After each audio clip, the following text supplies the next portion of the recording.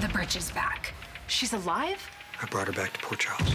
Jason promised me he wasn't gonna say anything. If you find out something about one of my kids, you have to tell me. I need a report. General Hospital, September 15th, 2025. Spoilers. Fans can expect Drew manipulating Martin. Carly expresses her hurt while Marco confronts Sidwell. The previous week on General Hospital saw Britt coming back to town and leaving everyone shocked. Liesl fainted after seeing her darling daughter alive after years of thinking she was dead. Nyen happily hugged her while Lulu and Dante were not too happy about it, thanks to the Rocco situation. The drama, the conflict, the action, and the suspicions are about to get too tense and exciting in the coming few weeks. Here's what fans can expect from the September 15th, 2025 episode of General Hospital when they tune in to ABC to watch the hit daytime drama revolving around Port Charles. The first episode of the week features Britt and Liesl having it out. Though she was shocked at first and fainted after seeing Britt, she recovered and happily hugged her daughter, not being able to believe she is alive after all these years.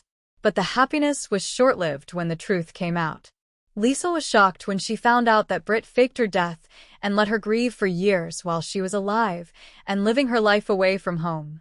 The anger is too much for her to bear, and Liesl slaps Britt.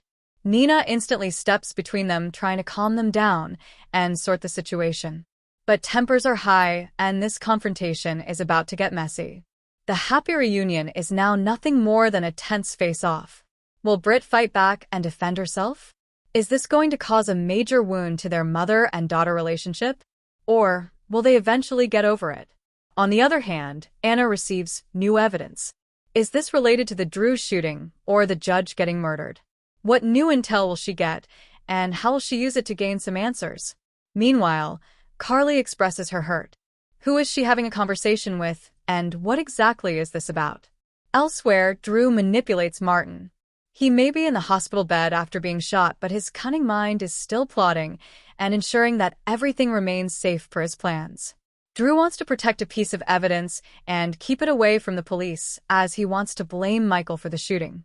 But he may be too late in manipulating Martin to help him ensure the same. After all, Kai already took it away, and this might ruin Drew's plans to frame Michael.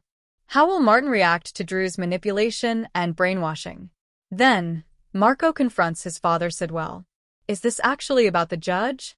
At the nurse's station, Damian Spinelli is already using his formidable tech skills to dig into any recent sightings of Britt, but he hits a brick wall.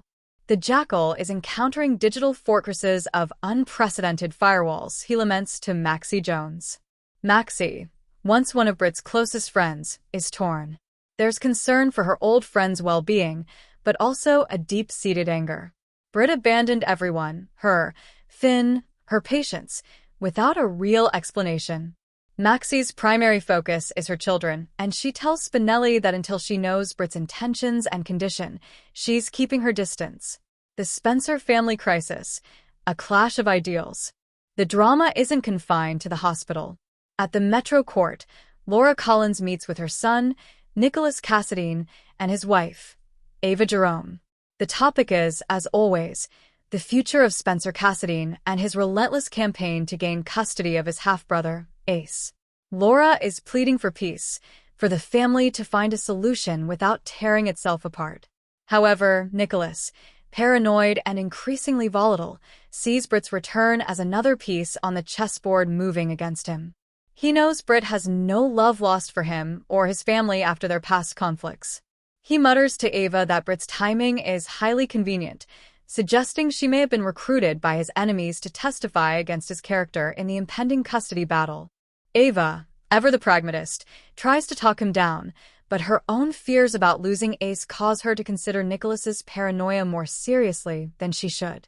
This leads to a massive confrontation at Windmere later that evening. Spencer, armed with the news of Britt's condition, uses it as a cudgel against his father. You see? The entire world is a dangerous place. Britt nearly died out there, and you want to expose Ace to that? He belongs with me, where I can keep him safe. Nicholas, in turn, accuses Spencer of being manipulated by outside forces, a clear reference to Britt's return. The father-son war reaches a fever pitch, with Ace's future hanging in the balance of their bitter feud. Unfinished business, the tangled web of the past. As Britt is stabilized and moved to a private room in the ICU, the question on everyone's lips is, what happened to her? Where has she been all this time? Flashbacks, interspersed throughout the episode, tell a harrowing tale. We see Britt leaving Port Charles, not out of a lack of love for Finn, but out of a misguided need to protect him. She had received a threat, a single, ominous note with a familiar symbol, a remnant of her connection to Faison and the DVX. It threatened to harm everyone she cared about if she didn't disappear. Believing she was shielding Finn, Liz, and her friends, she fled. Her time away was spent in a nomadic, fearful existence across Europe, constantly looking over her shoulder. The flashbacks show her looking tired and haunted, using aliases and working under-the-table medical jobs in remote clinics. The threat felt ever-present until, recently, she believed she had finally identified her stalker and decided to confront them. The confrontation went terribly wrong, leading to the injuries that landed her back in Port Charles. Back in the present, Finn never leaves her bedside. He holds her limp hand, his thumb gently stroking her palm, a gesture so intimate it causes Liz to turn away from the doorway, tears in her eyes. He whispers to her, "Why did you leave, Britt? Why didn't you let me help you?"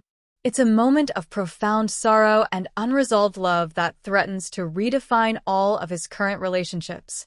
A cliffhanger ending, a whisper and a warning. Just as visiting hours end and Finn is finally persuaded to go home and get some rest, the impossible happens. Britt's eyelids flutter.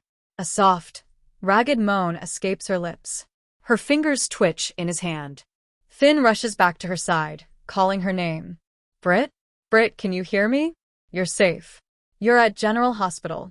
Her eyes open slowly, glassy and unfocused from the pain medication. It takes a moment for them to settle on Finn's face. A single tear traces a path through the bruising on her cheek. She tries to speak, her voice a dry, cracked whisper that he is to lean in close to hear. The first word she speaks is his name. Finn, it's a breath, a prayer, a relief. He squeezes her hand, a sob catching in his throat. "I'm here, Britt. I've got you." She struggles to form more words, her eyes widening with a sudden, lucid fear. The beeping of her heart monitor begins to accelerate. She grips his hand with a surprising strength, pulling him closer. He knows," she whispers, her voice filled with terror. "He knows about the baby." The heart monitor shrieks in alarm. Nurses and Terry Randolph rush into the room as Finn stares down at Britt, her eyes rolling back into her head as she codes, her devastating final words hanging in the air, their meaning a complete and terrifying mystery.